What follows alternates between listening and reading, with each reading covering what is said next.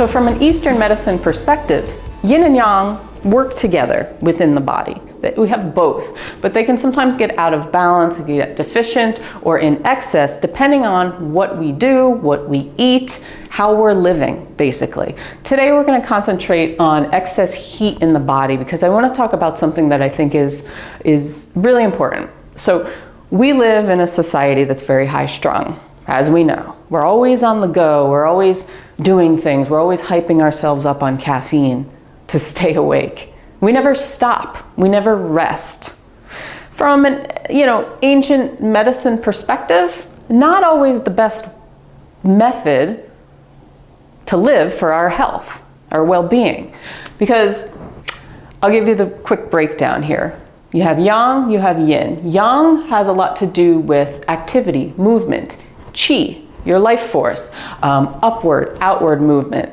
Think of society as very yang-dominated society, right? Always moving forward, always kind of forcing things.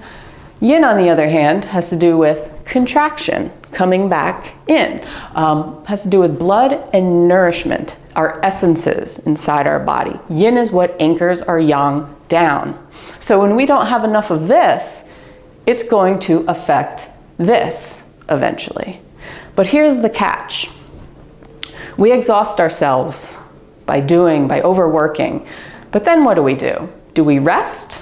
Do we rest and nourish ourselves and go within? Probably not. What we do, we give ourselves an artificial means of yang energy. Not true yang energy, but artificial through caffeine, through drugs, through alcohol, through fat, greasy foods, things that give a quick pick-me-up.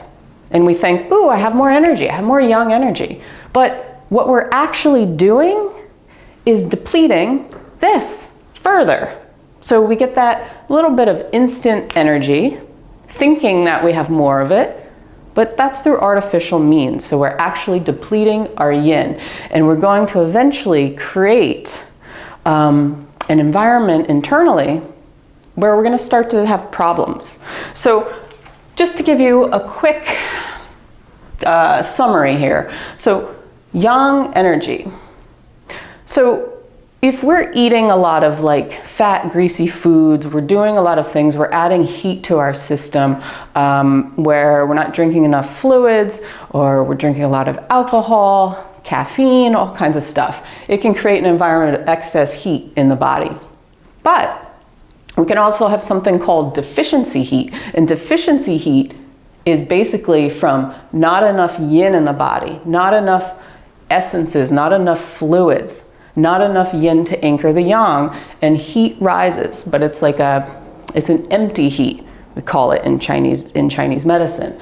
And you can also have stagnation in the body, and stagnation can come from the physical, from lifestyle, what we're doing, we're not moving, or we're stressed, or we're frustrated all the time. Diet, what we're eating, things not moving, never resting, okay? Or emotional, not living true to yourself, living for other people, repression, okay? And stagnation, stagnant energy in the body can eventually turn into heat.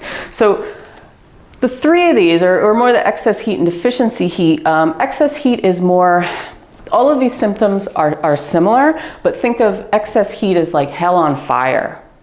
It's like a lot of inflammation and stuff, and deficiency heat is going to be maybe a little more milder version. But just to give you a breakdown, excess heat, deficiency heat, these can show as things, similar symptoms: rashes, headaches, red swollen joints or areas of pain, feeling heated, flushed, hot flashes, constipation, heavy bleeding, burning pain, throbbing, red tongue, emotional issues, stress, frustration, hyperactivity, rapid heart rate, mania, all kinds of stuff.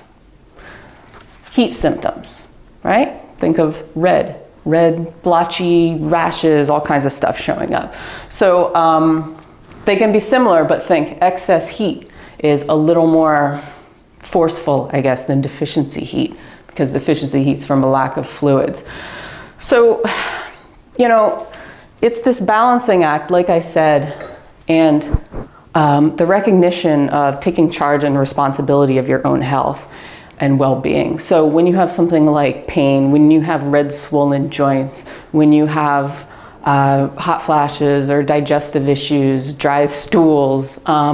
Look at the balance between yin and yang in your body. Look at what you're doing. Look at your lifestyle for one. Are you burning yourself out? Are you hyping yourself up on caffeine all the time, on alcohol, on fat, greasy foods, where you're adding heat to an already hot environment? Or do you feel like you don't have energy, like you're lacking in, you're not drinking a lot of water, you're never resting, right? All of these things can contribute to either one. And then emotional, not living true to yourself, not living authentically, living for other people, working a job that you hate just for the money, or giving to other people but never giving to yourself. Repressing your emotions, stress, that's stagnant, that's stuck energy. So I just want you to realize that the balance of yin and yang is not only out in nature, but it's also within you. And if you tap more into like Eastern medicine concepts, you'll see that there's this giant connection between the physical and the emotional, and how what you're doing is contributing to some of the symptoms that are coming out, the manifestation of symptoms. And society is also contributing to the manifestation of symptoms. So when we go along with society's standards and norms about constantly, working 12-hour, 14-hour shifts, or constantly eating fast food, or we're constantly drinking alcohol to escape, just realize that that's going to have an effect on the fluids in your body. It's going to have an effect on the thermogenics of your body, okay? Whether you're adding heat, whether you're adding cold, because there is excess yin. There's also a deficiency of yang, which is going to be more cold symptoms. I'm not going to focus on that in this video today, but that's going to be things like cold limbs, cold hands and feet, circulation issues, things not moving, blood not moving, edema usually in the lower limbs, diarrhea, loose stools, okay? Those are more cold symptoms.